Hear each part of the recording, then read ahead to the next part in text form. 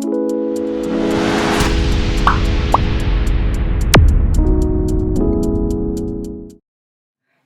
there and welcome to Health Talk on Row 1 Online TV. I am Bridget Bois, your host for today's show.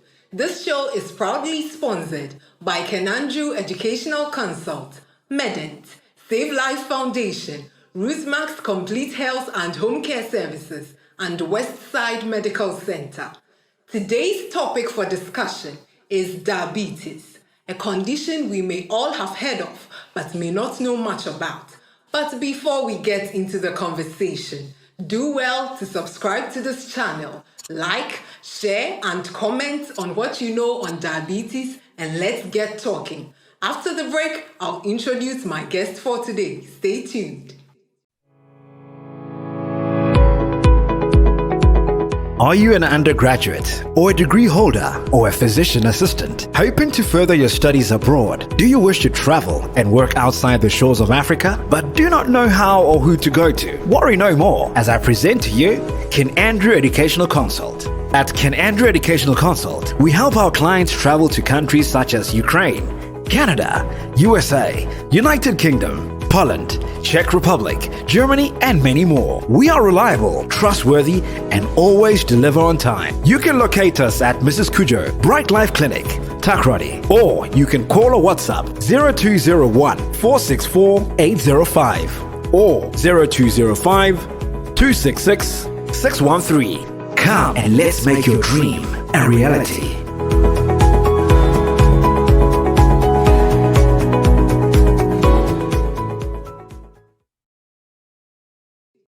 You're welcome back to Health Talk. Now, to help us get a better understanding of the topic at hand is a young, brilliant doctor with the Internal Medicine Department of the Effiankwanta Regional Hospital in the person of Dr. Dennis Puganga. Doc, you're welcome and it's great to have you on the show. Thank you. All right. Now, to set the ball rolling, for many of us, what we know about diabetes is that taking in too much sugar is the cause of it. How true is this? So it's not a myth to say taking too much sugar could cause diabetes. We say that when you take in too much sugar, your system gets used to the fact that you're taking so much sugar.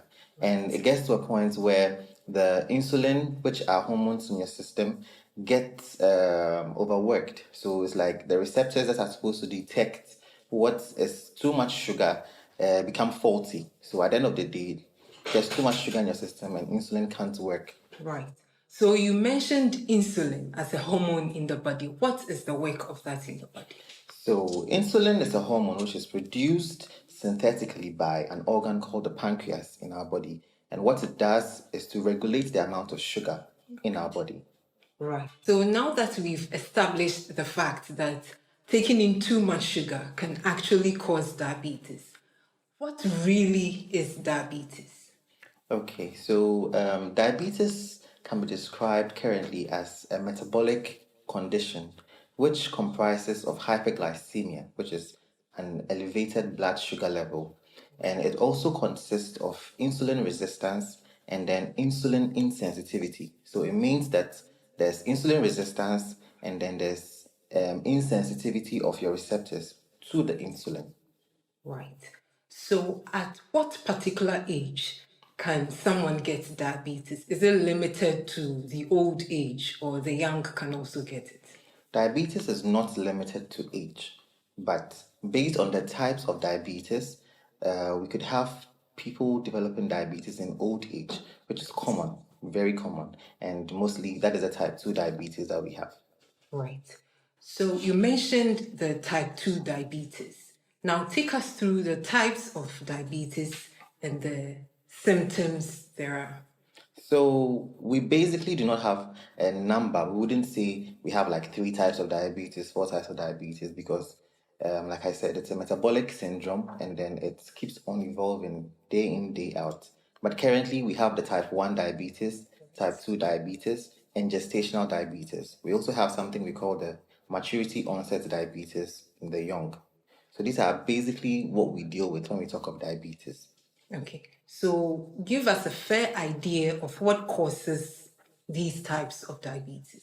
So for the type 1 diabetes, we have most of the causes being genetic. Okay. So most of our type 1 diabetic patients are mostly very young people who have been diagnosed with diabetes as early as 0 or infancy or when they were babies to about 25, 26, 30 years old.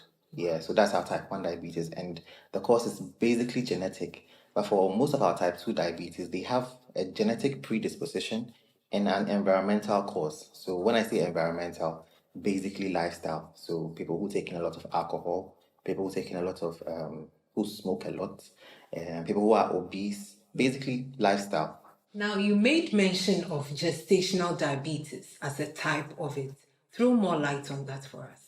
Yeah, so gestational diabetes is diabetes that occurs in pregnancy. So mostly we have people who do not have diabetes but develop diabetes during their pregnancy. And we normally consider pregnancy to be a diabetogenic state, meaning that your blood sugar level has some abnormalities when it comes to its regulation. So people end up developing diabetes within their pregnancy. That's what we call gestational diabetes. Right. So, what should a person's normal blood sugar be? So we have values or range of values for which we interpret as being normal. So Right. when you have um, waked up or awoken from bed, Right. we call it a fasting blood sugar. And that fasting blood sugar should not be anything above 6. Mostly anything less than 6 is normal, 6.0.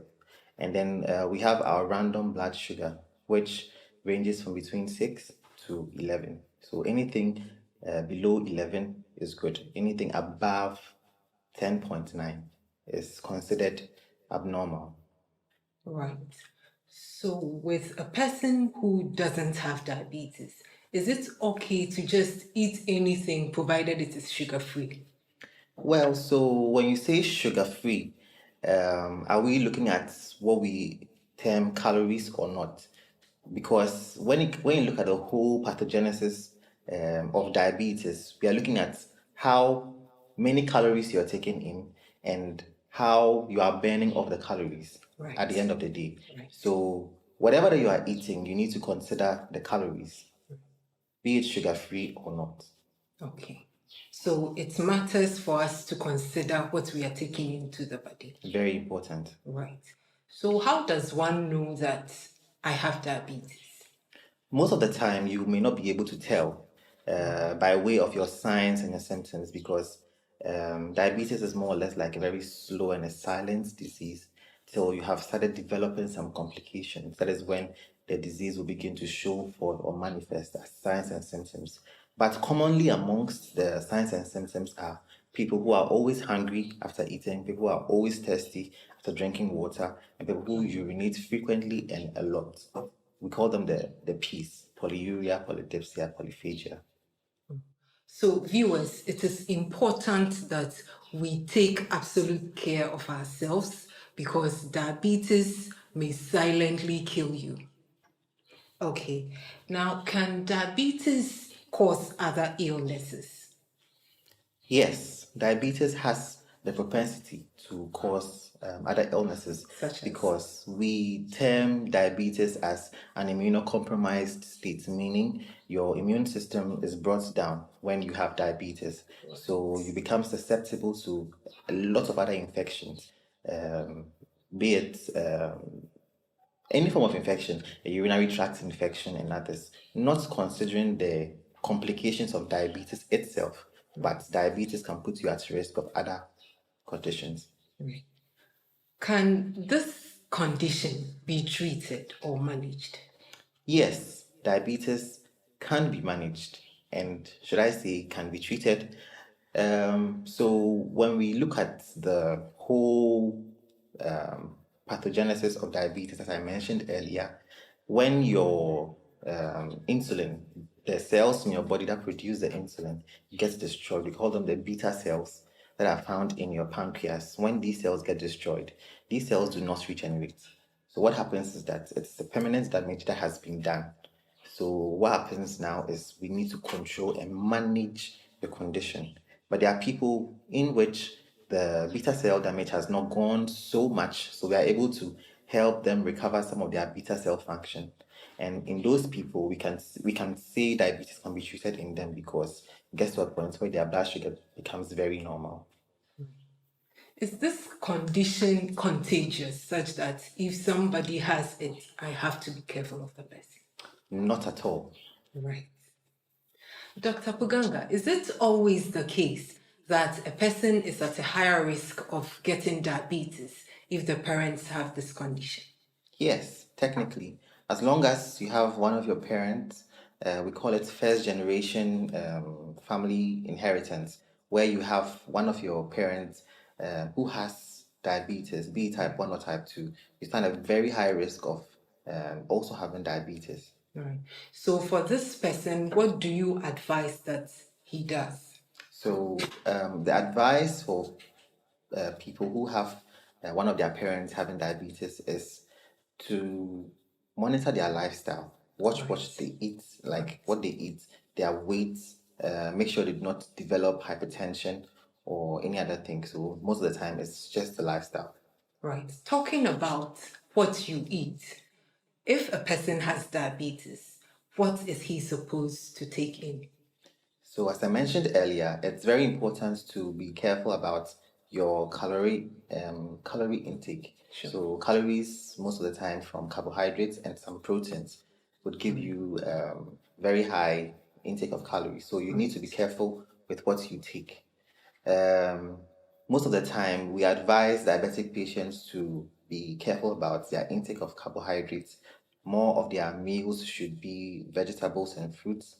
Right. Not all fruits do. Some fruits have a lot of sugar, natural sugars, which will end up raising up your sugar. So what you need to do is to take in more fruits, vegetables, and drink a lot of water, and then less carbohydrates, a balance of some proteins, and you're good to go. Okay. Can you give us a number of fruits, if not all, that are high in sugar that is not good for? Banana, Right. watermelon, pineapples, just to mention a few. Right. Viewers, I hope you're taking note of all these. Now, for most of us, we know that diabetes, anyone who has this condition develops a chronic wound. What causes this? So, I earlier mentioned that in diabetes, we have what we call an immunocompromised state. So, what happens is when you have diabetes, all your immune defenses are broken down, not lost, but broken down. Right. So, if you had a wound which would have healed, let's say in some few days, the time it takes for that particular wound to heal becomes longer because all these things that are supposed to help your wound healing process have been slowed down. So what happens is because there is an open wound which is taking a very long time to heal, it becomes infected secondarily and continues like that. So the wound stays for a very long time and it does not heal. So it is not to say that the condition actually gives you a wound on your body. No. Right. Doc, what are the complications of this condition? Okay, so we have wide complications. We have them grouped under microvascular and macrovascular. This is very technical, but Yes, it is. when I say microvascular, I mean we have very small vessels that are in your body. We have macrovascular, the big vessels. So the complications are grouped, but then the common ones are, first of all, you have what we call the neuropathy. So you have a lot of tingling sensations. You have some numbness in your hands and in your feet. Some people call it anansi. Fancies will say, "Omo nemwa yomo titiriti." So that's the neuropathy. And then we have what we call retinopathy. Some people always come with visual disturbances and all that. And then we also have the nephropathy, where diabetes will lead to a kidney impairment. So we realize that people with diabetes are always asked to check their kidney functions regularly. And I must say that the neuropathy, as I mentioned earlier, is the main cause of the wounds. Because when you have that neuropathy, your leg is literally numb. So when you have a wound, you may not see it. So we normally advise our diabetic patients to be very particular about foot care. You mentioned numbness. Now, in our daily lives, we usually experience that. At what point should we be concerned about it? So, at a point where you realize that it is not going away, the numbness is persistent, and there is not anything you can do to let it go, you should be worried about it. And it is not all numbness that is diabetes. Right. Viewers, you will agree with me that we've had a very insightful session with Dr. Dennis Poganga, and we appreciate you, Doc, for coming through. If you have any questions or concerns, you can do well to leave a comment in the comment box below. If you need a specialist to attend to any medical condition of yours, do well to visit Westside Medical Center at Vijay opposite the Greater Heights School, Takrady. Now for your complete health care and home care services, the trusted place is Ruthmax Complete Health and Home Care Services. Log on to ruthmax.com for more. Thank you for tuning in to today's episode, and remember to subscribe for more. If you have any topic that you want us to discuss, just leave that in the comments section. I am Bridget, and I'll see you another time.